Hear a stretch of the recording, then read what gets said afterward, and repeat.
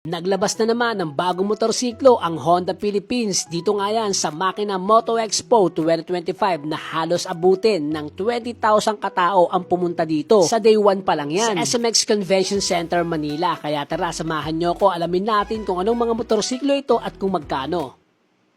What's up sa inyo mga true friend? Motocam nga pala at eto nga pala ang mga bagong motorsiklo na nilabas ni Honda Philippines. Kitang-kita naman natin dito na maputi, makinis at talaga namang maganda ang bagong electric vehicle ni Honda. Ang tawag nga dito ay CAV-E. LED ang mga ilaw nito. Max horsepower 6 kW at 3,500 RPM. Ang max torque naman ay 22 Nm at 2,300 RPM. Ang max speed nito ay 83 km per hour. Merong 5-inch TFT meter panel. Ang sukat ng gulong sa harap ay 190/12 at sa likod naman ay 110/90/12. Ground clearance 143mm, seat height 761mm. At ang presyo nga nito ay 273,000 pesos. At kung bibili ka ng extra battery, ang price nito is 42,500 pesos at ang charger naman ay 18,000 pesos. At kung ikaw nga ang tatanungin, ano ang masasabi mo dito? Comment mo nga sa baba. At nilabas na nga rin nila ang matagal nang hinihintay ng mga Pilipino. Ito nga ang ADV 350. Kaya kung mahilig ka sa mga adventure ay saktong-sakto para sa ito. Kitang-kita nga natin dito ang napakaangas niyang looks and design at kasya nga ang dalawang helmet, maluwag pa. Ang engine type nito ay 4-stroke, 4-valve single overhead cam, liquid cooled ESP+.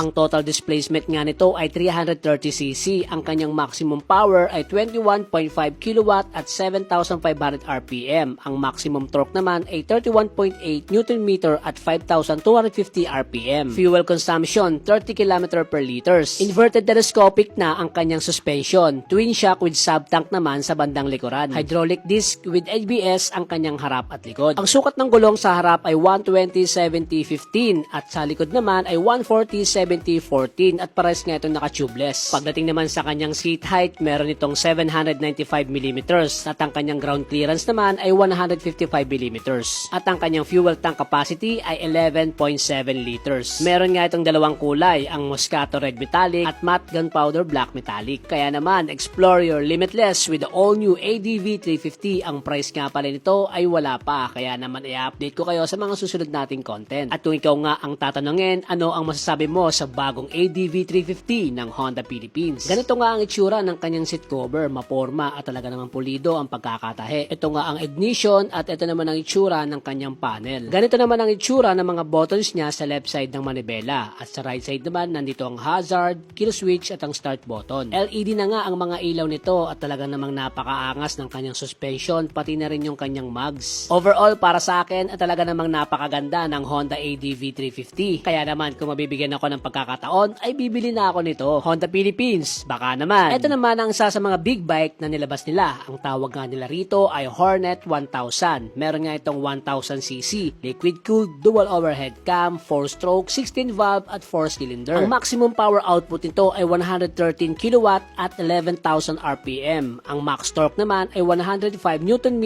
at 9,000 RPM. Sa kanyang fuel tank capacity naman ay 17 liters at ang kanyang gas consumption ay 17 km per liters. Pagdating sa kanyang seat height, meron itong 809mm at ang kanyang ground clearance naman ay 134mm.